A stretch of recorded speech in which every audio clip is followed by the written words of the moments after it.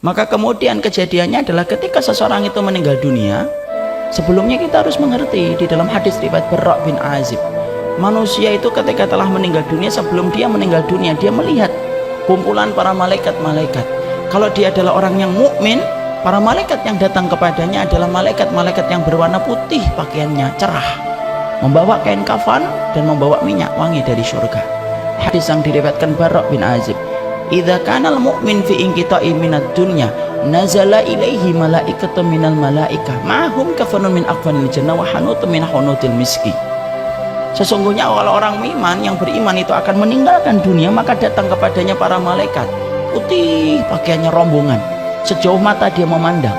Makanya perhatikan orang-orang ketika akan meninggal dunia, apabila dalam keadaan sakit, tidak melihat ke kanan, tidak melihat ke kiri, tidak melihat ke bawah. Ada nggak kita melihat orang sakit melihat ke bawah? Dia selalu melihat ke atas. Karena pada dasarnya para malaikat itu ada. Fajalasu ingdamuddil basar. Rasulullah SAW berkata, para malaikat yang datang itu, maka kemudian mereka itu datangnya duduk sejauh mata memandang. Kalau kemudian apa yang dilakukan Ustaz kalau orang sudah melihat ke atas, ditawari apa-apa sudah tidak pingin, Pak ini ada 1 miliar, dia nggak gores. Pak rukonya gratis, dia nggak melihat. Maka itulah tanda sakaratul maut, ketika dunia itu sudah rasanya itu sudah hambar. Maka kemudian yang kita lakukan apa? Talqin, tenangkan, ditenangkan. Karena apa? Dia melihat peristiwa besar, jangan paksa dia untuk kemudian memahami kita.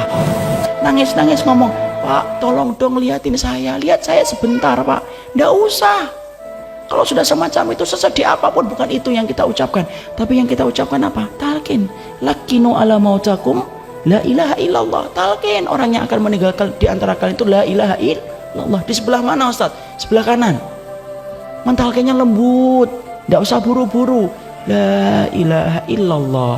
Berikan waktu jeda supaya dia mencerna kalimat yang kita sampaikan. La ilaha illallah, supaya dia mencerna kembali. Jangan buru-buru. Kalau dia sudah mengucapkan la ilaha illallah, sudah, jangan diajak ngomong lagi. Jadi kemudian la ilaha illallah terakhir, kalau sudah betul-betul terakhir, tidak usah kemudian dia apa-apain lagi, sudah minta sama Allah supaya dicabut dalam keadaan yang baik. In kanal wafatu khairun lahu, kalau kematian itu baik untuknya, wafatkanlah. In kanal hayatu khairun lahu, kalau kematian itu baik untuknya, hidupkanlah dan sehatkanlah. Tidak boleh bagi kita untuk meminta mati. Sampai Bapak, berat apapun ujian dan sakit yang nanti kita derita, jangan pernah sekali-kali minta untuk kemudian kita mati. Matikan saya ya Allah, saya ikhlas. Tidak usah. Itu tidak pernah dialami oleh para sahabat. Dan Rasulullah melarang itu. Fala, janganlah kamu kemudian membayangkan kematian dan meminta kematian. Tapi katakanlah, kalau memang mati lebih baik untukmu, katakan, ya Allah kalau memang mati baik untukku, wafatkan aku. Tapi kalau kemudian engkau melihat bahwasannya hidup itu baik untukku, hidupkanlah, panjangkanlah. Maka ditalqin. Maka ketika seseorang itu telah meninggal dunia, dia naik kain kafannya, ruhnya itu pakai kain kafan. Maka para malaikat tadi yang membawa kain kafan, yang membawa kemudian minyak wangi, membungkus itu dengan kain kafannya. Masya Allah ya. Sampai jasad dan ruh itu ada pakaiannya, diatur ada berpakaian itu. Jangan remehkan berpakaian, itu termasuk di antara perkara yang dikonsep oleh Allah yang Maha Alim. Sampai mati pun dikonsep bagaimana pakaiannya. Ada orang hidup tidak mau diatur cara berpakaian oleh Allah. Dia kemudian dibungkus lagi dengan kafan itu, diberikan minyak wangi dari surga. Ngetok-ngetok pintu langit yang pertama.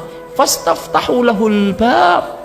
Para malaikat-malaikat itu ketika mengantar ruh yang pertama, ketika ini adalah orang yang beriman, meminta langit yang pertama dibukakan. Ini menunjukkan bahwasanya langit itu berlapis-lapis. Makanya yang paling ancak, paling puncak itu dinamakan Sidratul Muntaha. Sidrah itu apa? Bidara. Karena memang yang paling atas ada bidaranya. Meminta langit yang pertama dibukakan. Ketika mereka melihat orang yang beriman pulang kepada Rabbnya, maka para malaikat-malaikat itu kemudian berkata, Maniruh hadal tayyib. Siapa ini pemilik ruh? Disebutkanlah nama yang terbaik yang pernah dia miliki ketika hidup di dunia. Rame langit itu sampai nembus langit yang ketujuh, minta dibukakan. Kemudian Allah bersabda, Allah berfirman, fa'iduhu ilal ardi, kembalikan dia ke bumi. Disitulah aku kemudian menciptakannya dan disitulah aku akan membangkitkan kembali. maka dikembalikan oleh para malaikat itu, lalu kemudian bersemayam ke dalam jasadnya. Itulah proses kematian. Kalau sakaratul mautnya lama, Ustaz, sabar, jangan ditinggal. Disitulah ujian betul-betul berat ketika seseorang itu berada di ujung kematiannya. Jangan ditinggal, terus talqin sampai kemudian dia menghadap kepada Allah. Kalau kemudian matanya terbuka setelah dia meninggal dunia, tidak usah ngomong apa-apa, cukup Allahumma firlahu warfa' darajatahu fil ilyin. Ya Allah, semoga engkau ampuni, engkau angkat derajatnya, sudah, tutup matanya. Nah, maka di situ kemudian akhirnya dimulailah fase yang sebenarnya kita bahas. Kapan seseorang itu akan berandai-andai? Yaitu adalah yang pertama, diandai-andai oleh kemudian seseorang itu ketika dia meninggal dunia. Kapan? Ketika dia itu naik ke atas kerandanya. Ya. Makanya Rasulullah Shallallahu Alaihi Wasallam kemudian bersabda dalam satu hadis yang sahih yang diriwayatkan dari jalurnya Imam Bukhari, "Idza wudi'atil janazatu fahtamalahar rijal." Kalau kemudian jenazah itu sudah diangkat, lalu kemudian sudah diletakkan jenazah dan diangkat laki-laki, maka apa yang kemudian diandai-andaikan oleh si mayat? Fa in kanat salihatan qalat qaddimuni. Fa in kanat ghairu salihatan faqala ya wailaha aina yadhhabuna biha yasma sautaha kulla syai'in ilal insan lau sami'aha la sa'iqa. Rasulullah SAW kemudian berkata, sesungguhnya si mayat itu pertama kali ketika diletakkan di atas keranda, kalau dia adalah orang yang solih, maka sesungguhnya dia akan berkata, qaddimuni, segerakan aku. Jadi ketika jenazah itu pertama kali naik ke keranda, dia nggak memikirkan keluarganya nangis, sedih, enggak. Dia kemudian sudah membayangkan hal yang sangat menggembirakan, menuju ke liang lahat untuk mendapatkan panen dari setiap perbuatan yang telah dia kerjakan. Makanya kemudian sampai ada keterangan, apakah orang yang solih dan tidak solih sebelum ditegakkan mizan, mereka itu sudah ngerti atau sudah sadar enggak kalau kemudian mereka itu akan menuju kemana? Sudah tahu, sudah bisa ngeraba. Para ulama kemudian salaf menjelaskan, manusia ketika mereka itu sudah meninggal dunia, itu sudah bisa meraba dia itu termasuk orang yang akan mendapatkan kebahagiaan atau tidak. Maka perhatikan, Rasulullah sampai mengatakan ingkanat salihatan, kalau dia orang yang solih, bergegas dia mengatakan qaddimuni, ayo segerakan, ayo. Kayak anak kecil itu loh, kalau diajak ke teman bermain, ketika dia ngelihat teman bermainnya, kadang-kadang kan tidak sabar. Kita baru atret, parkir, baru kemudian kita menempatkan mobil, anaknya sudah buka kunci mobil, sudah turun, sudah lari ke tempat bermain karena tidak sabar. Itulah perumpamaan, kias, menggambarkan tentang orang-orang yang mereka itu kemudian meninggal dunia ketika pertama kali dia itu kemudian dinaikkan ke atas keranda, maka sesungguhnya dia langsung berkata qaddimuni, qaddimuni. Fa in kanat ghairu salihah, kalau kemudian ternyata dia tidak salih, faqalat, lalu kemudian dia berkata ya wailaha aina yadhhabuna biha. Dia dalam keadaan ketakutan, lalu kemudian dia berkata ini kemana, celaka sekali. Dia ngomong kepada orang-orang yang ngangkat dia, hei ini kemana, celaka sekali kalian ngangkat saya ini, mau kan ajak kemana kalian ini. Sampai kemudian Rasulullah mengatakan yasma sautaha, didengarkan itu suaranya oleh setiap orang. Lau sami ahal insan, kalau suara itu mampu didengar oleh manusia, la sa'iqa, manusia itu pasti akan pingsan mendengar suara jeritannya. Jadi Allah itu membatasi pendengaran kita, itu hikmahnya besar. Kalau kita pendengaran kita dibuat tanpa batas, tidak bisa tidur, karena ketika kita tidur dengar penduduk kubur sedang disiksa.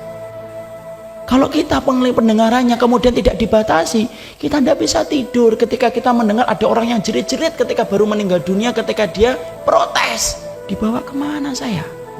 Makanya para salaf berkata, Allah membatasi penglihatan kita, Allah membatasi pendengaran kita, itu hikmahnya besar. Kalau tidak dibatasi, tidak akan hidup tenang kita untuk melihat ataupun mendengar sesuatu yang sebenarnya tidak perlu kita dengarkan. Jadi itulah yang pertama. Jadi menggambarkan bahwasanya kebahagiaan itu langsung dirasakan orang-orang yang pertama kali meninggal dunia. Maka sesungguhnya itulah yang menjadikan kita, perhatikan, kenali Allah dalam keadaan sempitmu, lapangmu, supaya Allah itu mengenal kamu dalam keadaan lapangmu. Inilah yang menjadi kabar gembira, tempat pertama kali ketika jenazah itu baru kemudian diwafatkan, dinaikkan di atas keranda, dan dia bergegas, dia ingin mengatakan bergegas. Andai si mayit itu bisa bicara, maka Allah menyampaikan lewat lisan Rasulullah, dialah orang yang berkata dan berteriak, segerakanlah saya untuk sampai ke liang lahat, kalau dia adalah orang yang solih. Kalau kemudian dia bukan orang yang solih, dia akan teriak ketakutan, dia memarahi orang yang memikulnya, karena dia ngerti sesungguhnya segala macam siksa dimulai ketika dia akan dibawa ke liang lahat.